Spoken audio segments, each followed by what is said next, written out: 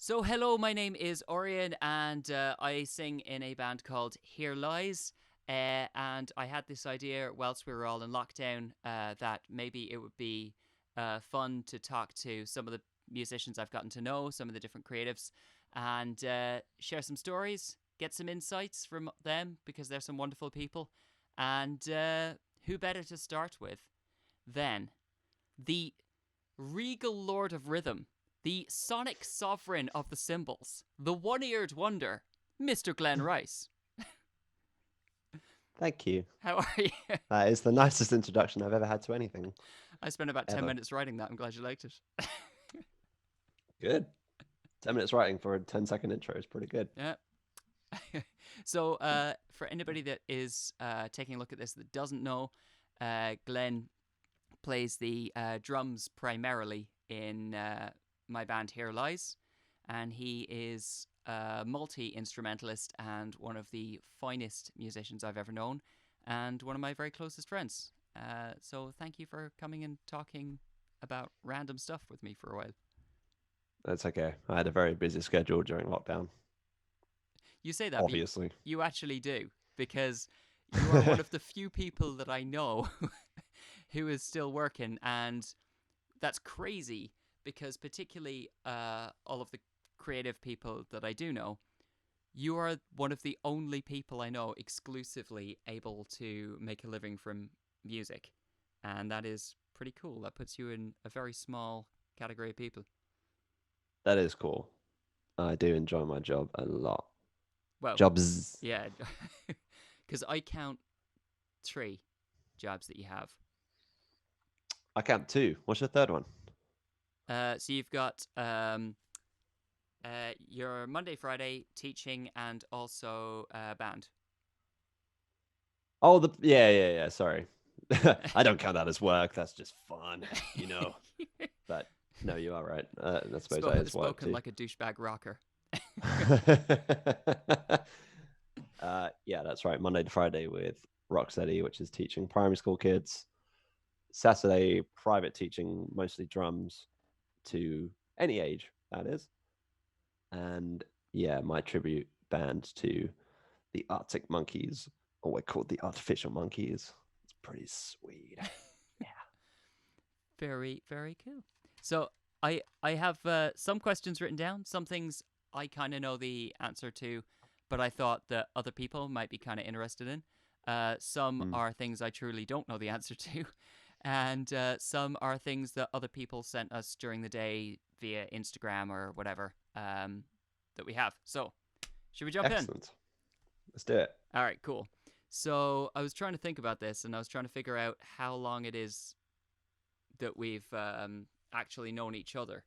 And I know where we met. This would have been one of many shows at the Ivy in Sheerness Mm. when my old Rest in band, peace. yeah, when my old band that you later joined, um, what we did 10 shows in a year there. I think it was. I don't remember Yeah. which year was that. So I was only gigging with Gozilla from really 2012 and 2013. So I'd say more likely 2013. It's, Jesus, it's a long while ago. Yeah. Yeah, I think so. Well, yeah, either way, it'd be either 2013 or 2012. So 7 to 8 years ago. Yeah. And my lasting memory of you from that period, because we didn't know each other like super well at the time. Um, No, I knew you guys as the band that always wore jean jackets. I that's funny because my lasting memory of you is wearing a denim jacket one time, and Yeah, I know.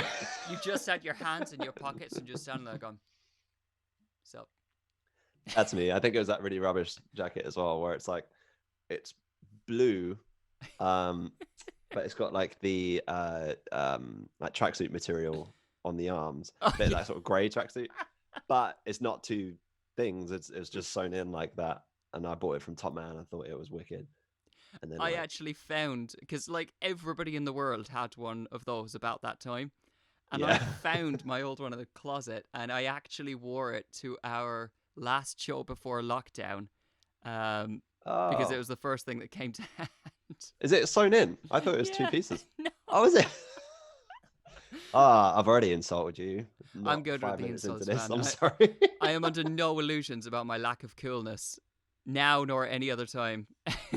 You're very cool. Well, look, you've pulled it off really well. I pulled it off I well enough for you didn't. not to notice. I, I pulled mine off so little that I think I gave it away. So Oh, but anyway, anyway, I'm sorry. what I Yeah, I was hadn't going to really ask was had a. because it was a while after that, thinking about it, um, we were going on tour, my old band, and we'd not spoken in a little bit. Here and there, yeah. Yeah, just light exchanges, but nothing major. And I think I was working at a bar at the time, and I was setting up in the morning or something, and we Mm. put out a thing on social media saying, "Hey, is any guitarists free to come on tour?" Because I forget somebody let us down or something, and my phone went. I looked at it, and you went, "Hey, Orion," and I went, "Hello," knowing but at this point I Who is should this guy? I should preface this with I only knew you as a drummer, um, and you said, "I don't know why I have to do the head toss for you." As if You you could see me through Facebook Messenger. you still looking for guitarists for tour? And I went, yeah, we're not finding anybody yet. And he went, I'll do it if you want. And I was like, can you even play guitar? Oh yeah, I can play guitar, bass, keyboard, drums. They're all the same, really. The whole shebang. I mean, none of the material we're playing was that complicated, but you came in and you nailed it as you do. Well, my playing isn't that complicated either, so it just went hand in hand, I guess. It was cool. It was a good tour, and that was That weirdly was your that. first tour Yeah, that ever. was, and that was 2016. So That's there's like mental. at least a 3 year gap And how from. many years had you been playing in bands and stuff for by this stage? Uh, I mean, I was in a band when I was like 11, but it wasn't anything serious. This is like I was on guitar actually, and my friend down the road had a drum kit, and we had our first band called Breaking the Silence, which is a great name. Then we renamed to Shush Awake the Neighbors, but it was like Shush with an exclamation mark. You Awake the Neighbors because we just love Panic at the Disco, obviously. Uh, but then, yeah, my first serious band, I think I was like 16, so that's about 2009 probably Yeah. was when I first did that. Which is so crazy. That means it's like the better part of 10 years of playing in bands before you were on tour. Um, because I know Disgusting. for me, like as soon as I was in a band, I was like, the biggest thing in the world for me was just to go touring. Um, Mm. and it's I love it. It's been a huge part of my life. Um, but I know equally this actually leads me on very neatly. Um, because obviously everybody has different things that they really love about being involved with sort of music and being part of a band. And for some people it's like the live experience, for some it's the camaraderie or the studio time or the writing. And so I kind of wanted to ask what your favorite aspects of being in a band are. What, the tour or in No, general? generally speaking, like we've made records together now, we've toured together, we've written and demoed together, so there's been a fair few different experiences. Yes. I think my most favorite thing in bands and myself personally is just writing and studio work. It's what I studied, and it's just what I've had. It's been my hobby, so like I kind of know it and gotten used to it, and I kind of like experimenting on that side of things. Um, but that even that was like a very slow ascending skill because when I was in Gozilla, I didn't really know how to do any of that. I knew how to drum, and even then, I don't think I was drumming particularly well. I even have I even have a story about how I really annoyed one of the siblings of one of the members of Yumi at Six. Oh God, I I, remember the story, but it is a great story. Tell it. yeah, okay. Well, so we were. This is with Gozilla, and we were opening in this pub. Oh, you know what? Gary Broughton was the promoter for that, so he knows all about this. Uh, yeah, we were opening in this pub in Bexley Heath, I think it was, called the Duke, which had the most crazy barman, well, like owner of the place that I've ever met. He was like swinging off his own lights, and it's just a nutter. Fun though, nice. And we opened up for a couple of bands, but I can't remember the name of them. One of them brought this drum kit, and it was a really nice drum kit. And at the time, I was using 2B size drumsticks, which are fat boys. They are, uh, They're like tree trunks. If anybody does not know drumsticks, as drumsticks go, they are big chunky things. yeah, they're very chunky. For some reason, I was just liking them. And I guess I didn't really realize, but I guess I must have just been hammering into these drums. And it was awkward because every other band that was in that place, which was tiny, uh, was just like staring at us and not doing anything. At the end of the show, this guy comes up and he goes, he says something along the lines of, "Do you want to hit that drum kit any harder? Do you want to damage that drum kit? I could have done it in the middle of the show and embarrassed you, but I've done it now." And I was like, at that point, I was only like maybe 18, and I was like, "I'm sorry." Anyway, I went outside and talked to that guy, and I think my guitarist at the time was really annoyed, but we sort of like we all had a chat afterwards, and like I apologized, and it was all fine. And then I saw he was wearing Macbeth shoes, and I really liked Macbeth shoes at that time. And I said, "Oh, those are cool shoes. Where'd you get them?" He was like, "Oh, I get them discounted." I said, "How'd you get them discounted?" He said, "My brother's band have an endorsement." I went, "That's cool. Who's your brother's band?" He goes, "Yumi at Six." It's like, "Oh, cool." uh, yeah, I mean, it turns out he was trying to sell that drum kit like the day after or something. That made sense. I understood then why he'd be a bit annoyed. Yeah. I don't know why you'd bring a drum kit that you're going to sell to a gig for everyone else to use, but I won't get No, into that. these things happen. Things happen, I guess. um. So yeah, that must have been about 2013 as well, maybe 2012. I'm not Crazy. sure. Uh, and yeah, actually, sorry, I lost my timeline of what I was explaining. So, oh, my favorite thing about being in a band. So yeah, first and foremost, writing and studio time. Yeah. Really, really enjoy it. Uh, touring, I was very late to the game on because 2 out of 3 members of Gozilla were in university, myself included, which in Godzilla, I should retrospect, say, was your previous band before the previous band that we had together before yeah, this band now. Here lies. yeah, that's right, that's right. Uh, yeah, 2 of us were in university, which in hindsight would have actually been a great time to go on tour, but for some reason we were just like kind of scared.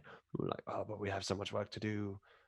Uh, and yeah, it just never really happened touring. We gigged a lot, but that never really happened.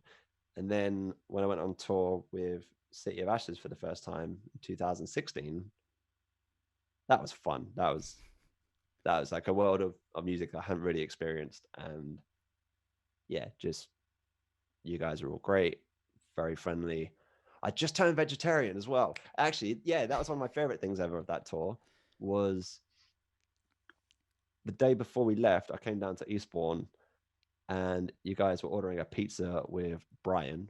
Big up, Brian. And I was like, guys, just so you know, last night I decided to stop eating meat. And I think it was either yourself or Freddie both went, well, that's great because literally only one of us eats meat. Yep. Oh, I was just there with like a wine and a pizza. I was just like, this is the best day of my life. Yeah, that was very much how we prepped for tour at that time. Was here's some drink, here's some pizza. Might be the first time or last time we eat well for the next week. So enjoy. It's Yeah, good it was times. great. I loved it. I mean, that was also Uh, your first experience of post-tour blues as well. Because I was back in the bar I worked at the day after. Words I regret, by the way. I shouldn't have put it in that This is way, a but great I story though. So I was back in this bar, that same bar that you had called me to say, "Hey, I'll come out on tour." I was setting up in the morning, and my phone went. By this time, you had my number, so I answered it, and you went, "Hey, Ori," with the head toss, and I went, "Hey, Glenn," and you went, "So woke up today with realized I didn't have another show to play," and I went, "Yeah," and you went, "Yeah." So I thought, may as well kill myself. It's just, I Yeah. I can totally relate because I love being on tour personally. It's like going and seeing places and meeting people is super exciting for Yeah. me, and to see the things you've worked on connect with people is like I think my favorite part of the process. So I could totally Hmm. relate, but it was just so funny how completely bluntly you put it to me. Yeah, I could have maybe been a bit more poetic with my words. But no, it was great. I missed it a lot. It wasn't really that long when we went out the next time. Might have been the same year with first one was Best of Enemies, second one was Miss Vincent, I want to say. We had Miss Vincent, we had Chasing Dragons, which I believe Oh, you were yeah. on, Yeah, um, yeah, yeah. That's great. and that's not it. Do you know what? Actually, Go on. on that one of my favorite ever shows, with Chasing Dragons, who, for the purpose of the story, are a metal band. Or were a metal band. They'll be R.I.P. back. They'll be back. They'll be back. Great guys. Um, yeah, just for the sheer awkwardness of it, one of my favorite ever shows was that Manchester one at the Grand. Oh God, Oh, the Grand something. Might just Grand been called the Central, Grand Central, which we didn't realize was a metal bar, like heavy metal bar, and like biker style bar. yeah, Jesus. Uh, fine for Chasing Dragons, fine for that band that supported where the singer was dressed up as Axl Rose, but not doing Guns N' Roses songs. Which brilliant, fine, do what Yep. you want. Bit of a problem for us who have like floppy fringes, black skinny jeans, uh, just trying to bring back 2006 with all of our might, and just having uh the guy that sticks out in my mind who's just leaning on the bar like a foot in front of us. It was an old fella, long grey hair, a leather top hat, a leather trench coat, and like a cane with like a falcon head on it. Just Like finish a steampunk's song, wet he just dream. stares at us. I just, in a way, I sort of love shows like that because you're like, I mean, what can you do? You can't. You're not going to suddenly get these guys into sad boy rock. But we still like even there. I still met a couple of really cool people. It's like Yeah, oh there's yeah. you always end up meeting people that you never ordinarily would run into on a tour, but you end up talking to these people because if you were just on a night out, you'd go someplace else, but you can't really in the context of a tour, No. so you just hang out. Um, Yeah, there's been some great people we met. yeah, definitely. Well, yeah. I mean, for a start, we met Chasing Dragons, who I'm still in Yeah, touch with. Most of them, they're all class. yeah. Best of Enemies, of course. Quite hard to keep away from those guys. I love them. They're great.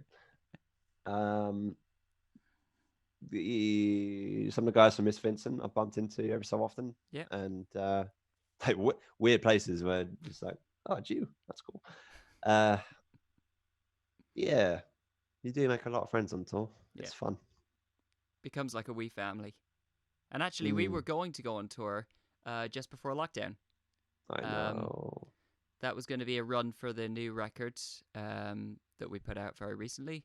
And hopefully, well, we will. We've got at least the Brighton show rebooked for now.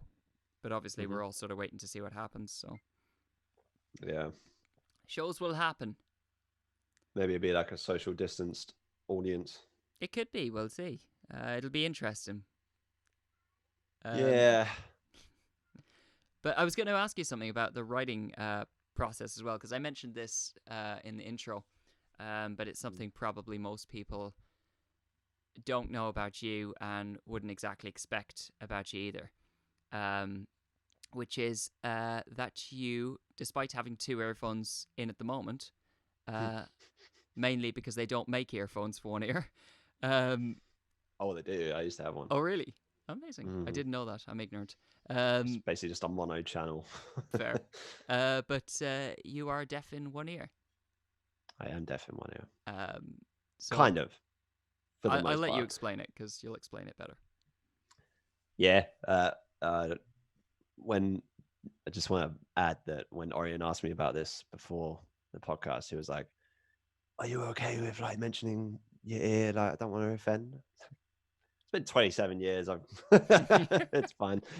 Um, so when I was born, I, well, no, sorry, but in the ear, just for anyone that might not know, you've got your eardrum. Everyone knows that. You've also got further in is that snail shell, which is called your cochlea. And there's probably a name for these, but between those, there's like a elbow shape of bones that connect the two, and then that's how you hear. I won't go into the science of it, but when I was, I guess, formed in the womb, that elbow bones didn't form properly. So my eardrum and my cochlea are totally fine. There's nothing connecting the two. So what I can hear in my right ear is anything that just gets through my skull by force, sonic force, uh, into my cochlea, which is a bit like putting your head underwater on one side. So obviously, you became a drummer, so you could force in the extra sound. Yeah, worse than that, obviously, I studied music technology, which is studying the stereo field, Yeah. which I can only hear about half of. So how does Um, that sort of impact writing and stuff like that from your perspective? Because I know in your room you've still got a monitor set up on each side, right? That's yeah, still is a very standard sort of home studio setup. Um, but what's your sort of? Do you make adjustments for it or? no, not really. I try and keep them as even as possible still, because I can hear things. I obviously struggle to hear stuff that are like stuff that's panned hard right.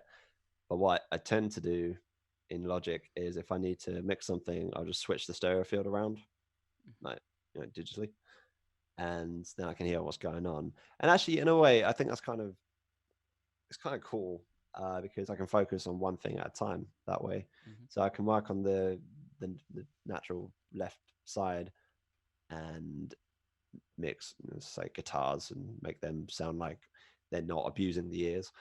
And then I'll flip it round, and it might be another guitar or it might be like pianos and things. But quite often, it's quite a dramatic change in sound, so it'll flip, and I'll go, "Whoa, okay, that doesn't that doesn't blend at all."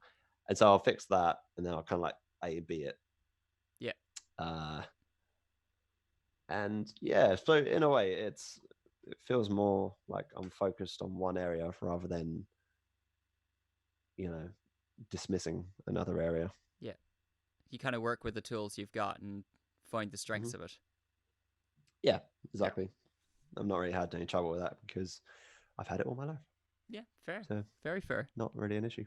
Um, obviously, because we're in very different places, so I live much further south than Glen. Glen, I think it's about what is it? Usually about 3 hours, 3.5 hours on trains when I come to you.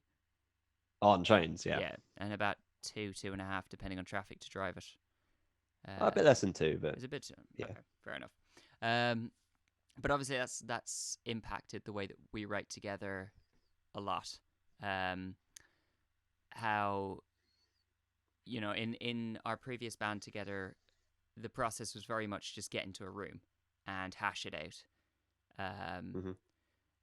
this when we started our new band, the first record was principally always me coming up to yours, and you'd send me almost finished tracks, pretty much musically, and I would Yeah. jam stuff out, write stuff, and then come to you and track a demo. And then we went away to a studio, and then obviously it changed again with the most recent record, um, where we did a lot of demoing together, and then had to track it at home as well because we're all super busy and super broke. Um, Yes. but I was kind of wondering what your experience of that, what your preferences, what you've learned, and how so your process has changed in terms of writing. Over time. Yeah. Uh, yeah. Good question. So it all goes back to um Was that your Terry Wogan impression there? no, I was thinking of the guy, was it uncle or granddad from Only Fools and Horses? That's Oh not even yeah. what he sounds like. So hey, Del boy. Um so trying to think back to my the first song I ever wrote. Okay, well, so in the very early stages, and this was going back to when I was like 11 or 12 years old, I was recording on those little MP3 players that you get that have a microphone in them. Mm-hmm. And I would just like put it under a pillow and record the drums and the guitar and just, it might come out all right, it might not. But that was still good at the time. And then I invested in a MacBook uh, some age in my teenage years, and tried to get into grips with GarageBand on that. And I started writing music a bit more, but I wasn't really very good at it because I was in a band where someone else was writing the music. So I think I only mention this because I think over time it actually took me quite a long time to get used to writing, and recording from home to the point where actually it's stuff that can be used for actual music by actual musicians. uh, so yeah, I was in a band before Gozilla called A Crash Course in Collision with Rory, Mm-hmm. who produced our latest EP, and he was very much the songwriter. Oh, sorry, and Samson, of Yeah. course, he played bass late in that. And another Um, fella, no, that was that the band with the fella that moved on to play in a different band more recently. who? A band named after a biblical uh, book. No, I No, don't know. band who. Why am I being cryptic? One of your friends went on to sing in Gospel Youth more recently. No. Oh, yes. Sorry. Yeah, and Nick, you're absolutely right. Okay, So Nick, Rory, and Samson. there's a talented band. It may That not have yeah. been at the time. I don't know. You may have I all mean, we needed were to learn. young. We were young for sure, but they were very talented boys, Yeah. still are. Anyway, Rory was the main songwriter of that band, so I left pretty much everything to him, and I wasn't really involved because he was programming drums that I basically just learn and Sure. then we'd go from there. Uh, with Gozilla again, I didn't have much of a say because I was the last member to join that, and literally we spent the summer of 2011 in the singer John's parents' house, just writing and recording, but in a very probably not a very healthy way. Like literally, just shut ourselves away and just write until it sounded good and trial and error everything because we didn't know what we were doing. But I didn't have much of a say because I still don't really have the confidence for it. I don't think I was really any good, and that I was only really there to learn what they would write, and then I'd play it. Sure. Fine. Eventually, nearer the end of Godzilla, I did start to write a bit more, but it never really saw. Well, some of it saw light of day, but not all the stuff we were doing.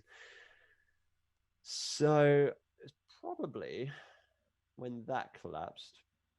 between that collapsing and going on tour with Godzilla, no, with City of Ashes, sorry, that I was writing whilst at uni and studying how to use like Logic properly and Pro Tools properly and how mics work and stuff.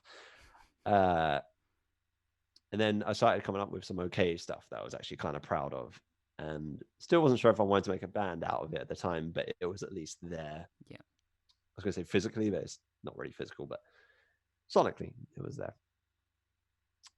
Uh, so yeah, this kind of pattern, as you can tell, it's more like a solo effort, but I'm sort of like cherry picking ideas that other people have done. So I'll just be inspired by Rory's guitar writing for sure. John's piano and vocal capability is unreal. Mm.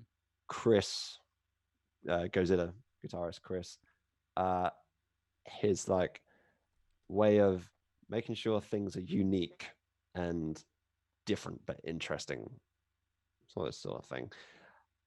So that when we got to I keep saying Godzilla. When we got to City of Ashes, um, I was still writing, but I had stuff in the bank Yeah. that could have been used um, later down the lines. I wasn't an official member until maybe a year or two later. Yeah. Um, and then, really, I guess as it transpired, that stuff that I'd written that was in my bank basically got used for the first EP from Here Lies, Yep. which is great. As you mentioned already, like I had songs written, you put vocals over the top of them, fantastic. Like Yeah, but they put a it's one of my favorite things that I've ever been involved with oh, me too for musically. sure.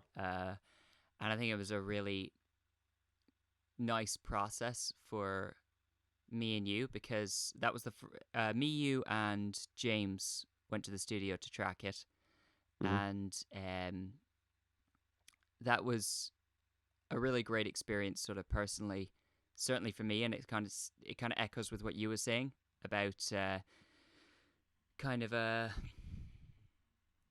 coming of age type thing, where you know, it felt like we all had a really good relationship, and the tracks, the band felt very natural, and it felt very fluid as a process to put together.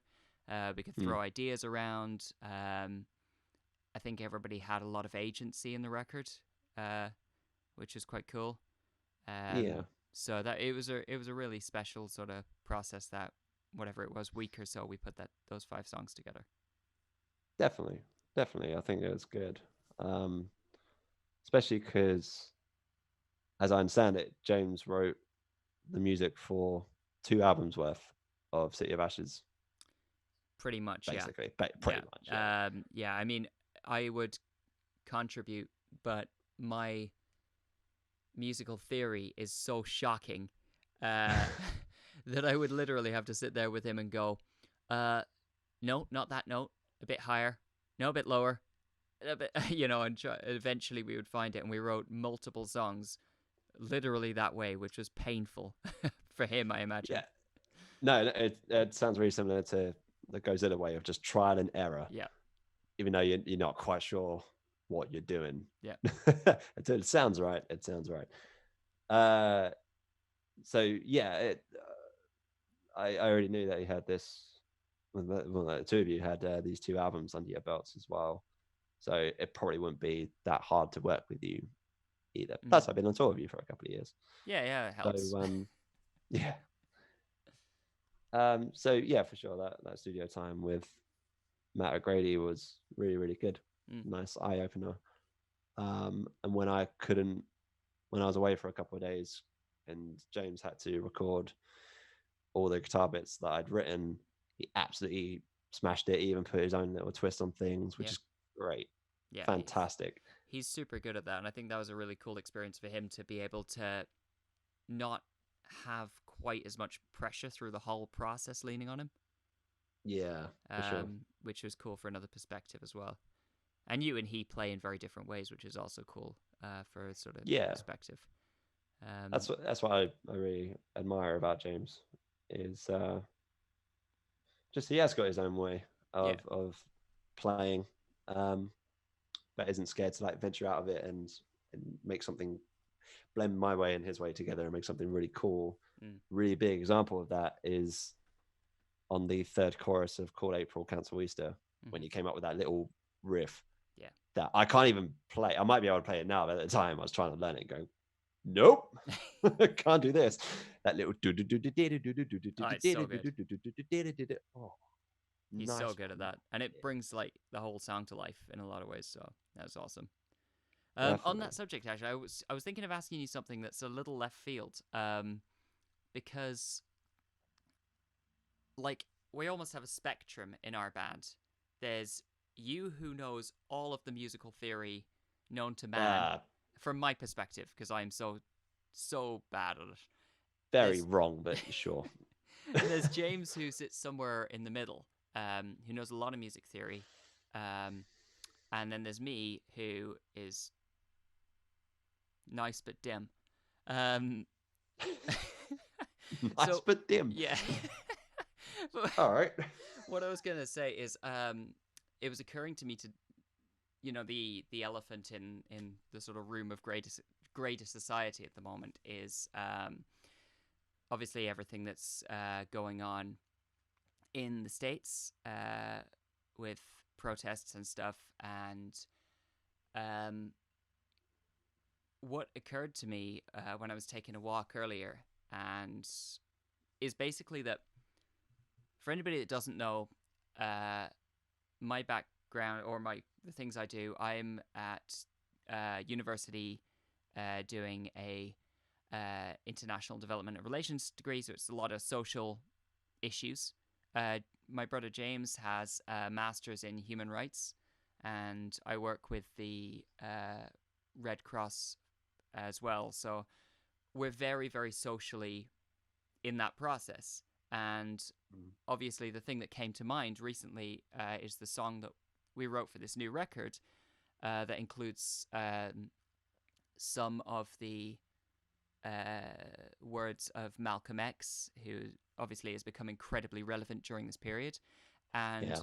because you're coming from such a different background, like you said, you study music, and I was wondering how that process was for you in terms of engaging with social issues through music. Sometimes we're not a social issue band, but we don't at the same time we do bring those issues in and talk about them sometimes. Yeah. And I was curious how that had been as a process for you, because I understand it's coming from a really different sort of experience. Yeah. It's not really something I've ever done before. Mm. Is sampling in political speeches. I've never even written lyrics about political, like, well, you write lyrics about uh, like things like equality Mm-hmm. and the world could be a nicer place. I think everyone's done something like that. Um, but yeah, I've never really gone as far as releasing something with quite a bold statement, Yeah. quite like a, you know, this is what we agree with. This is something that we strongly agree with, and I I think, to be honest, even though I wasn't against the idea, I was kind of like nervous about it, Mm-hmm. and I even like phoned you one day and I was like, is this the right thing to do? Is this something that's okay? Because fundamentally, we are just three white guys Yeah. in a band. Um, I wasn't sure if it was like not not our war to fight, but Sort of how we I don't could know. respectfully engage. Yeah, and Yeah. then you sort of explained it as like it's something that everyone, if you believe in it, then it's something that you should support, and it's a really good thing. Uh, and it's inviting other people to be supportive in that topic. Do you know Mm-hmm. what I mean? Yeah. Yeah.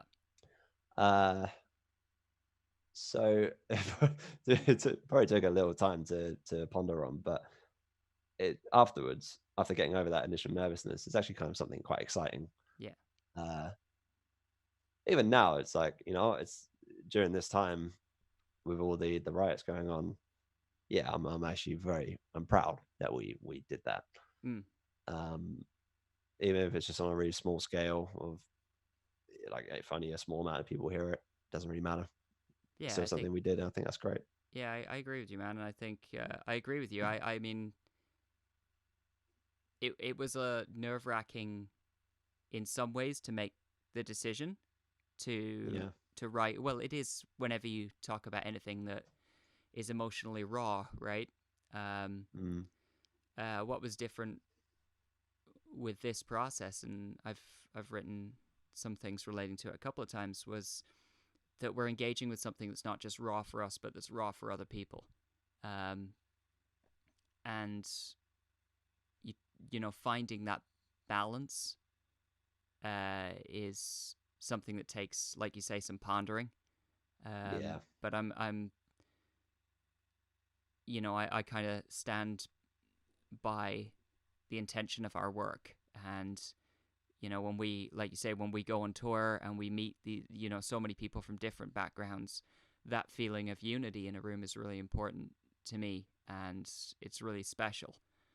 And I think Yeah. standing up for people who are experiencing a rough period, be that because of or rough lives through gender or race or other forms of persecution, is important to allow those people to feel safe when they come to a show of ours or any other show. Absolutely. Absolutely.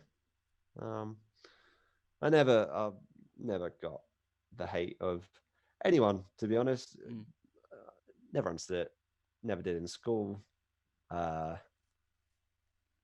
it's always just like a power play, even for when you're sure. a kid. Like, um, and I think at the time I probably was like, why, why don't I like this? Why did these people think it's okay to not like anyone for any reason? Uh, but I'm so against it. Do you know what I mean? Yeah. Um, and it's still very relevant as an adult, and I still don't really get it. Yeah. Don't want to go all Trump on this podcast about, but No, no. he is like the biggest one. You're like, how, why, huh? Right? How has that happened? Yeah. Uh, yeah, it's No, mad. I'm with you. It makes you want to bring up these issues more, and Yeah. as you say, invite people to shows and be like, or if anyone comes to a show and you're like, hey, you're accepted here, it's cool. Um, you do what you will.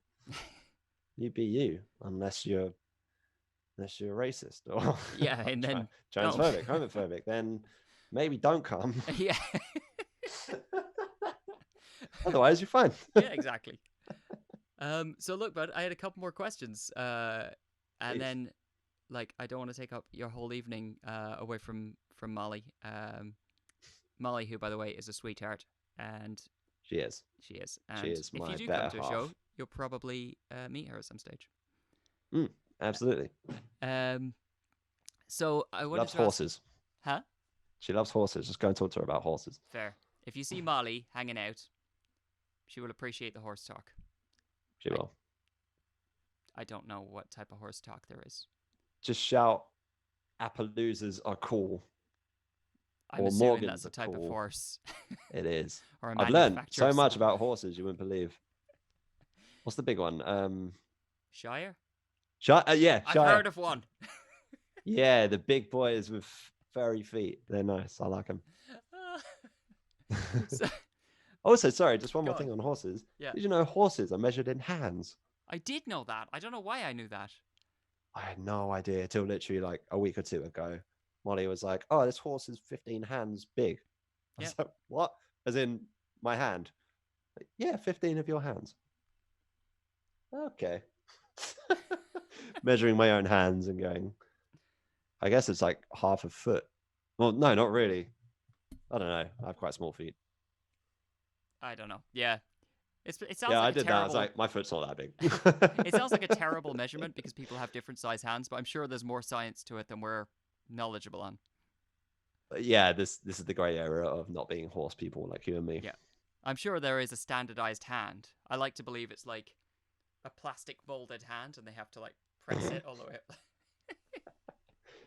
So, no, I was going to ask you on musical things. I was thinking about sort of some of the stuff we've done together and been through, Yeah. and I was thinking one of the sort of most proud things that I've been involved with you was the Sometimes projects we ran and still do Yes. run, a depression support project. Uh, quiet, quiet teaser. There'll be more exciting stuff coming with that next year. But as part of that project, a couple of years back, we recorded a cover um, of one of our songs with a bunch of people that you Mm. produced, Yep. and some really really nice people, and we sort of took them through that process. For some of them, it was their first time ever recording. Uh, I shot a short film, um, talking to some of them about their experiences, and then my favorite thing was we arranged with the London Eye to take them on and give some of those kids an acoustic show as we went round at sunset, which was, I think, one of the most special things that I've been able to do. Yeah. So I was kind of curious about what if you had to pick a moment, what your favorite moment in all of music had been. All of music. Well, all of your experiences. I mean, or something that comes to mind. That time Jimi Hendrix set his guitar on fire. Yeah. That was cool. That was so cool. Uh oh, okay. That's more an open question than I thought it was going to be. But for sure, the London Eye thing was very special. Mm. That was really, really cool. Um, I was telling you the other day that I found my old GoPro that I thought I'd left in Germany, Yeah. um, and it had footage from the London Eye. It was just so cool. All the city lights all around us, wasn't just behind us, is everywhere. Yeah. Was playing a little pod to ourselves, and we just played some music, which with two guitars and like your like soft vocal was very very fitting. It was very very scenic. It was really great. Yeah. Um, so yeah, that's a really big moment for sure. And the Sometimes project was great. Still is ongoing and still is great. Mm-hmm. I think it's actually wonderful that people use that as a place to either just to vent or just to ask for help or anything. Wonderful, Yeah. great. That speaks for itself, really. Um, Maybe a little more selfishly, one of my favorite things that we've done is that show in Eastbourne where we literally played on a beach. Oh yeah. Yeah. The Yeah, airborne weekend. yeah, yeah. That's it. That was That cool. was unbelievable. Purely because I love the beach, Yep. love it, and I love Eastbourne. I don't live there, so like when I go there, I find it quite pleasant Yeah. normally.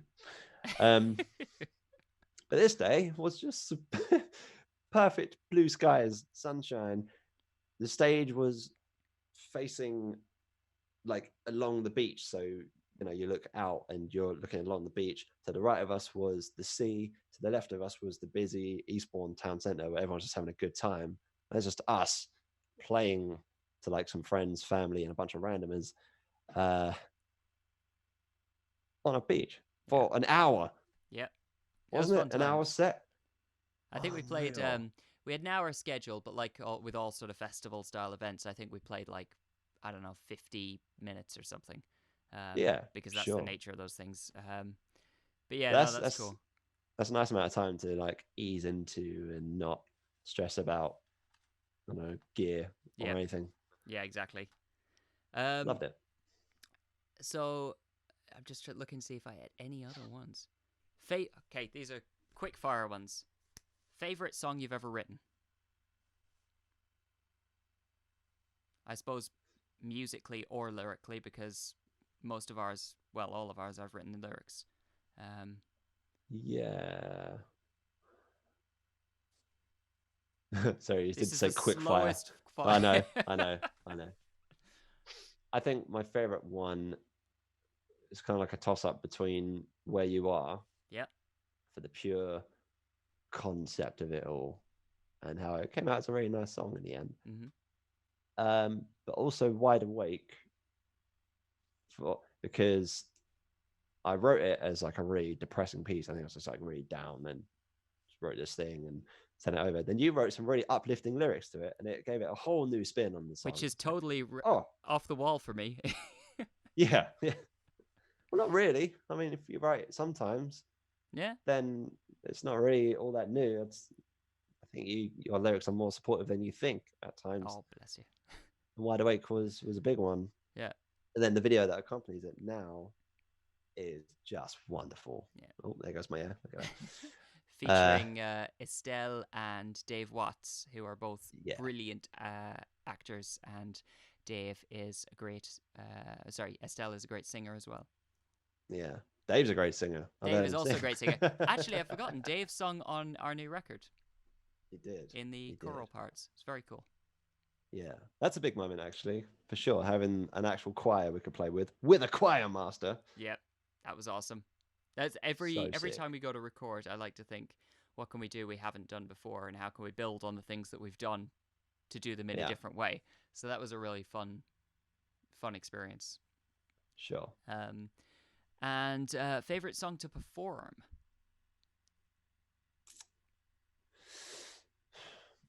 On drums, I think when it goes well, I really like playing. I really like playing Lead and Feather. I say that because of all the vocal harmonies on it. Yeah, When all three of us nail the vocal harmonies, it's great yeah, and it's wicked. Sometimes, like my voice just won't behave itself, or I just haven't warmed up, yeah. and then it's like, oh no, I've either not hit the note or I've just gone to the exact same note that the I guess James has hit, and then I'm like, oh, we're just singing the same note, and that's my fault. But it is stressful because I'm playing to a click live, playing drums in time with that and singing in time with it. So as I say, it's when it goes well for those reasons as Yeah. well. Sure, That I I'm wouldn't like, want to do it. yes. No, I don't really know why I put myself through that, but it's for the good of the show, and the show is great. So And I it have gets one better more and for better. you. There's a question that came through. Any tips that you had for any youngsters, really, I suppose, mainly, but anybody who might want to, tips on writing or singing or anything like that? Writing or singing, uh, two different ballparks in a way. Um, First and foremost, absolutely no one is a natural songwriter and no one is a natural singer. No one just, even in instruments, no one is born, picks up a guitar and goes like, oh, check out this sweet pentatonic scale, bro. Because that's ludicrous. No, um, Ludacris is a rapper. Sorry. I've been trying to learn how to sweep pick on just three strings since I was 16, and it hasn't happened. It won't happen. I think, it.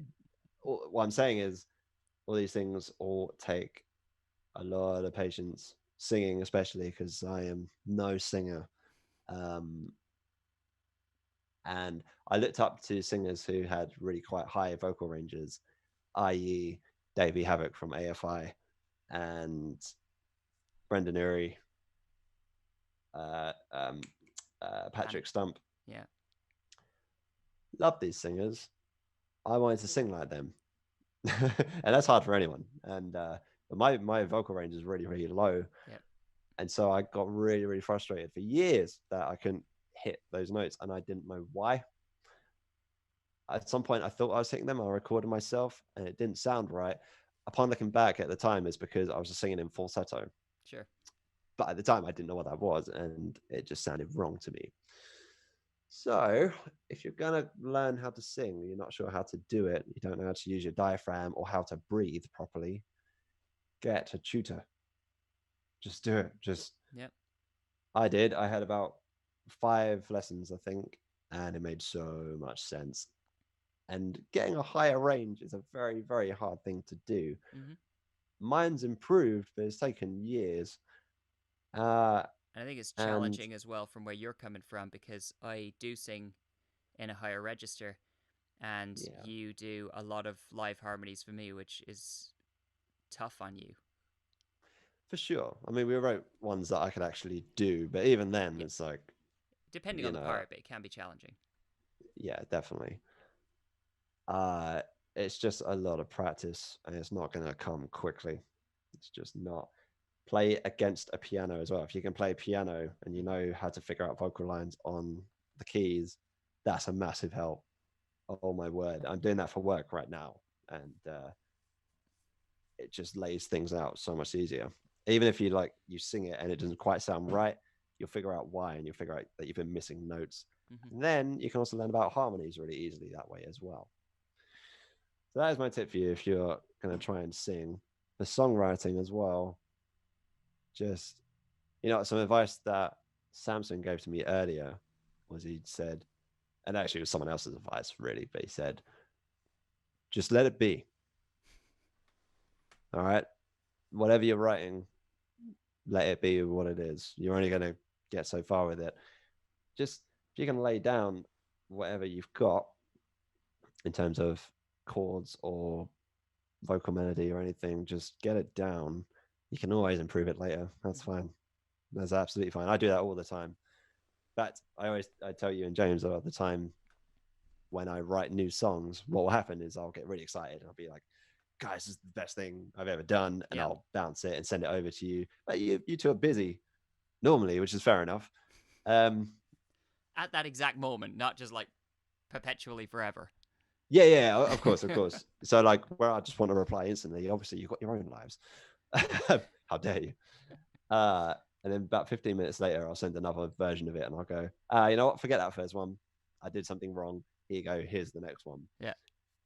And then sometimes someone will like go, oh yeah, I've listened to it. It's cool. And I'll go, no, I forget that one. I've got this third one. Yep. No, that's pretty standard. Um, but yeah, It's no, I'm gonna add to the singing part.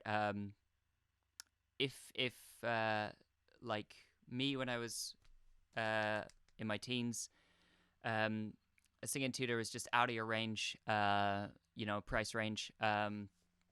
Do look up YouTube videos from mm. reputable coaches. I would recommend Melissa Cross. She's super good.